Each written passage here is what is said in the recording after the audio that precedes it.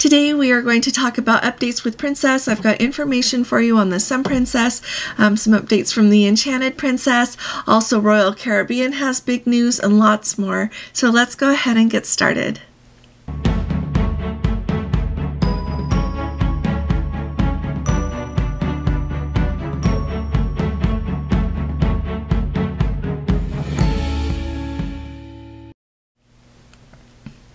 Hi there, this is Allison with Let's Go Travel Tips. Today is Monday. It is April 29th of 2024, and I want to start at the top because it keeps coming up again and again about a quick clarification for you. I don't work for Princess.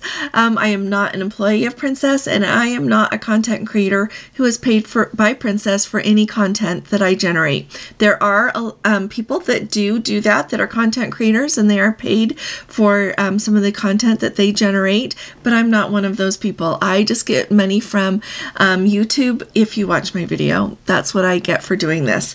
And so wanted to make that really clear, and I really enjoy what I do here. We started this so that we could talk about traveling and cruising. Princess happens to be our favorite cruise line here in the United States for going on ocean cruises, so here we are. I do want to try Azamara and Viking. Those are next on my list. I'd really like to try Oceania as well.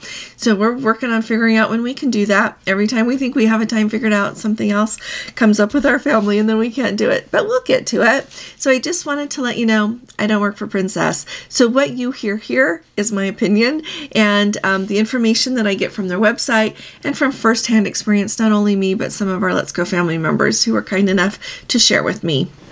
Now let's start at the top with Princess not going to tender ports. Now, ever since the Sun Princess has started sailing, she has not been going to tender ports. Their other ships are still going to tender ports. Want to make that super clear.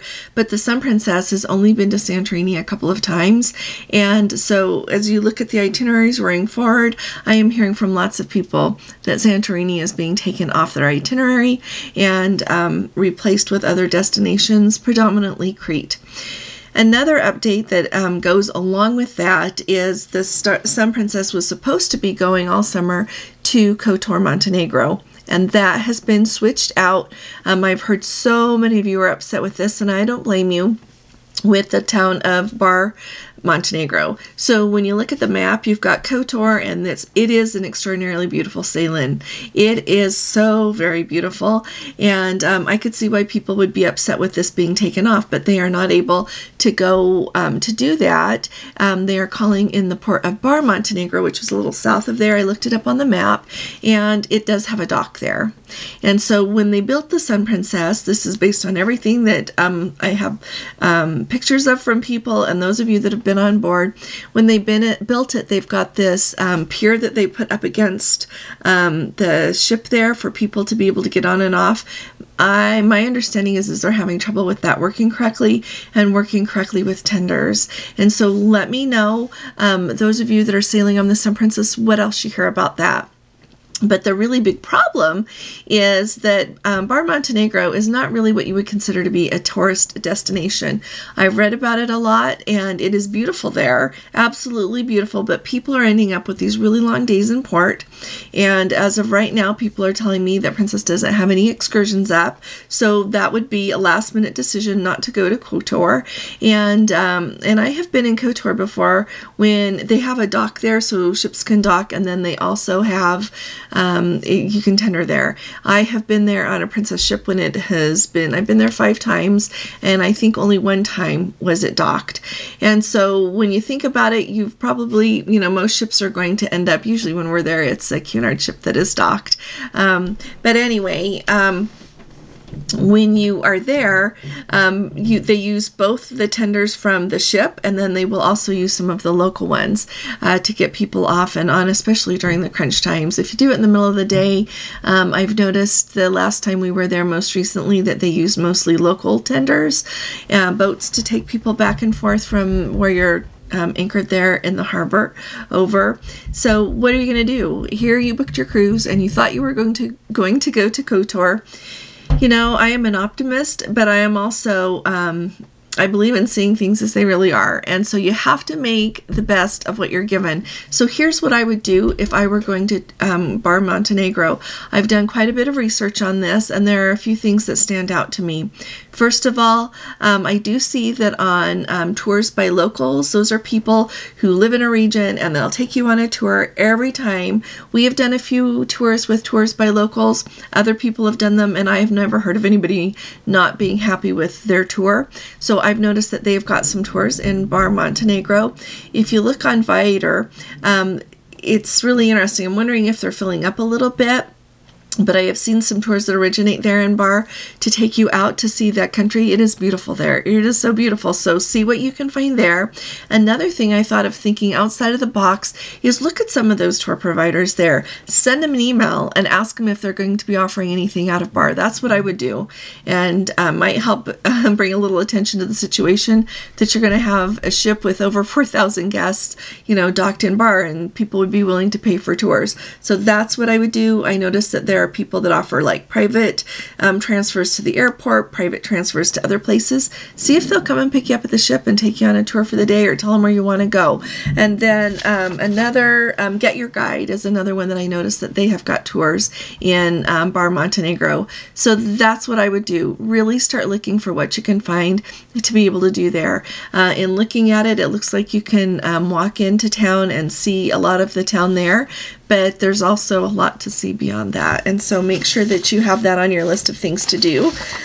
One thought that I have had, and I don't know if this is even on Princess's radar or they're even considering it, but those days that the ship is in port there in Bar Montenegro are very long hours. One person contacted me and pointed out that it's 11 hours that they have there in Bar Montenegro. I think it would be wonderful if they could possibly schedule it so that they can sail in to KOTOR, turn around and come back out again, so that the guests on board have the opportunity to see that spectacular sail in and sail out. It doesn't replace not being able to get off the ship in KOTOR and see everything that everyone has been planning for a really long time to be able to see there, but it would at least give them the chance to see that beautiful sail in and sail out. So I don't know if that's even a possibility, but I sure wish someone would think of it. And then if you missed my video the other day, I talked to you about things to do on Crete. So go back a couple of days and find that. I'll have Gordon link it below this video as well. And here's the hard thing I think about cruising during an inaugural year. And this really, I think, goes back to this, because clearly there's some glitches that are not ironed out yet. They have known for years that the Sun Princess was going to be sailing at this time. So I do believe that they already had arrangements with the ports to go to those places. So it is something to do with that operation that is stopping them from going there. And it's just really hard to sail during an inaugural, really a whole inaugural season, because you don't know what glitches they're going to have and how long they're going to take to iron out. We are also excited to get on a brand new ship when she is just brand new, but there's a lot that goes with that, and I've talked to you about that an awful lot. But just put this on your list of things to worry about when you're thinking about that. A quick update for you here at the app, the Princess app. I want to let you know I'm hearing from an awful lot of people that have made sure we've done the standard things. I tell you all, if you've not done this recently, do it again and see if it'll nudge it and make it work. Delete the app, reinstall it, sign in again, see what you can do. But for example, I've got a lot of Platinum and Elite people telling me that they cannot book dining on their cruises coming up this summer, and so they're close enough to be able to do that. And that is not just on Sun Princess sailings; it is on other ships. So be aware that that is going on. The other thing is all of my cruises are not showing up that I've got booked with Princess. And as you click on your profile in that bottom right-hand corner, it'll bring up and show your cruises, and you can scroll across them, horizontally. But if you click on the show all, it makes it so you can scroll vertically through them all. But when you're going across horizontally, you'll see on the far right hand end, once you're over however far it is, that you should be able to click and add another sailing. When I try to add our South America cruise to Antarctica, it just gives me an error, and it's done that ever since I booked it, which is over a week now. And I am hearing from other people that all their cruises aren't showing up. The reason that I tell you this is so that you know you're not alone in this. And hopefully Princess is working on it, and we'll get that fixed soon. I don't work for Princess, like I said, but hopefully they're going to get that fixed soon so that we can all get our apps working and showing our cruises and do what we want to do. Another quick update for you here is let's talk about that Sanctuary collection just for another minute. I'm getting a lot of emails from people and I can't reply to everyone that asks me a question.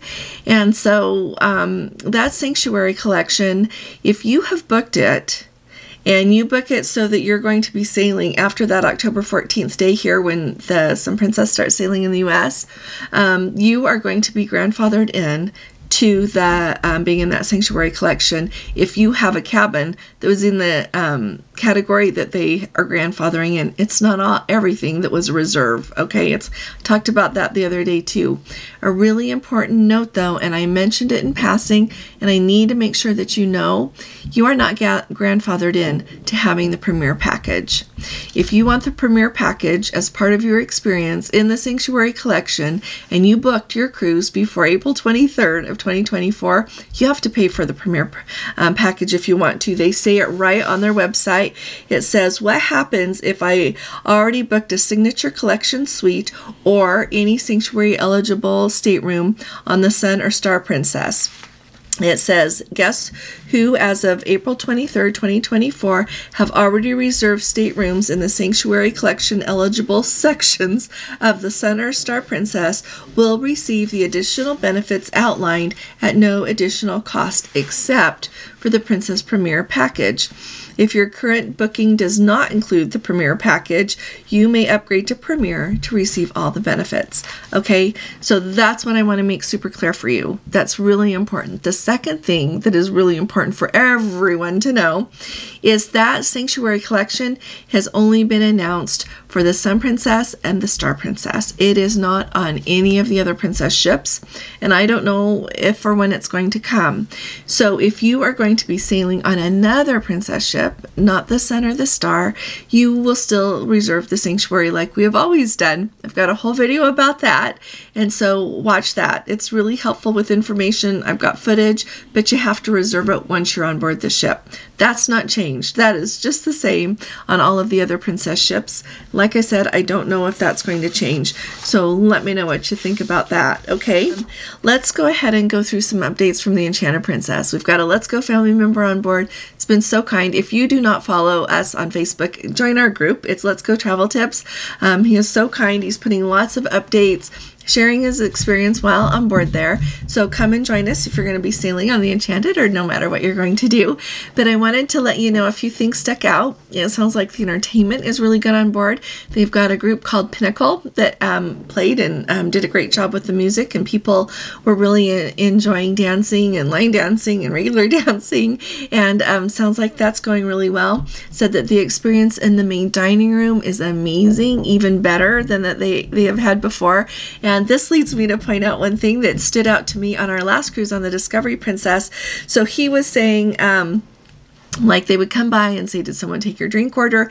And then when they brought their beverages to them, like, you know, bring you a Diet Coke. So it used to be that Princess only, unless you asked for a canned beverage, like a can of soda, they would give you fountain soda. It didn't matter if you were in the main dining room and it was with your dinner or wherever you were on the ship.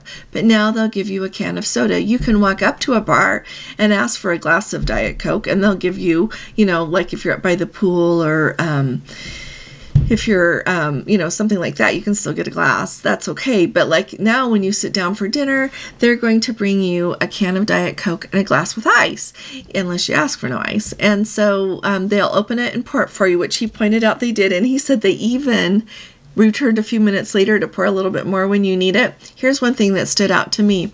When we were on the Discovery Princess, they would come and they would open it for you, and then I would pour mine. And then I noticed though that like nobody was taking the cans off the table, which then it was getting crowded and it looked cluttered, and I wondered why nobody was taking the cans off the table, but I didn't say anything. And then towards the end of the cruise, so in our group we had a couple of set waiters, and then we had just as people had to do other things, like one of our waiters had to be, you know, he was high enough up in the pecking order that he would help at the chef's table, or other specialty dining. And so one evening we had a crew member come along and be our waiter, and as soon as you were finished emptying out your can, he would remove it, and I thanked him very much. And so it sounds like things are looking up. It'll be fun to hear if they take the cans off the table there on the Enchanted. I know that's a little thing. That sounds nitpicky, doesn't it? And I'm aware of that, by the way, but sometimes it's the little things. Another thing he noticed was a lot more movies available on the stateroom TV. So I really think, honestly, I'm going to say this honestly, I think Princess does the very best of the cruise lines that I've sailed on of offering the movies to watch in your stateroom. They have a lot to select from. Sounds like they even have more. When we were just on the Discovery Princess, there were a lot, and there were a lot of very recent movies.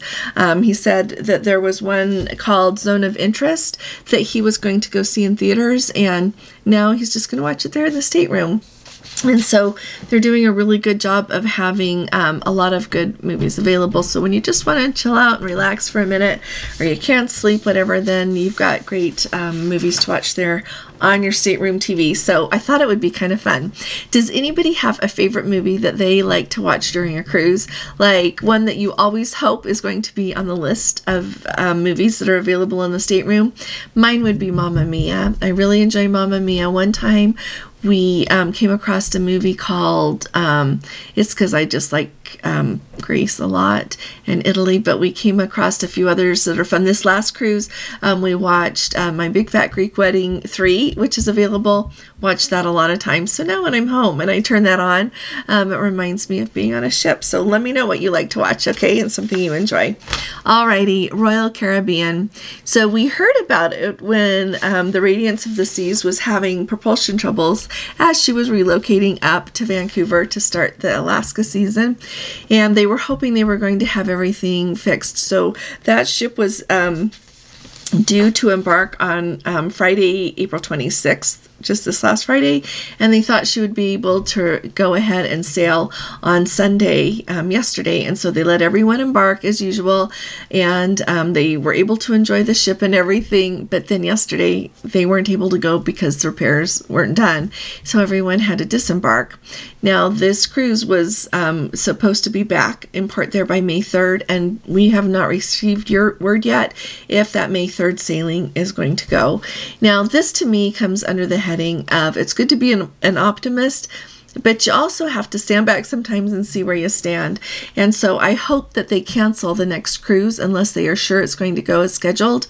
I hope they cancel that really soon now, because people have travel plans, they've got everything set up, they're ready to go. But one thing, I'm gonna kudos to Royal Caribbean.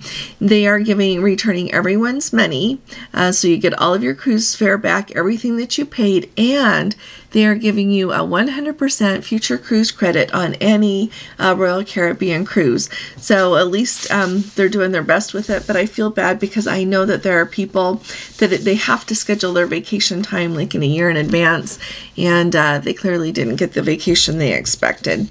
A quick note for all of you, let me know, anybody who has been in Athens lately. So this is very unprecedented that people, the locals and the meteorologists who have kept track for a very long time say that never before have they seen what they are seeing with this African dust storm that has blown African dust into Athens there. If you look at the map, you can see how close Greece is there to Africa, but it was so heavy that for a while it obscured the view of the Acropolis, and it just, when you look at photos of it, it is orange. It is very, very orange there, and so I hope that it's clearing out now. Someone was really kind and shared this photo with me the other day, Thursday or Friday, so I hope that it's clearing out, but let me know if you have been there recently, and I hope that you were able to enjoy it. So thank you very much for joining me here today. If you're on a ship, I would love to hear about how it's going and get updates from you. Also, I'll see you tonight at our live. I'll see you here again tomorrow, and I'll be talking to you all again really soon. You all take really good care. God bless you. Love you. Bye-bye.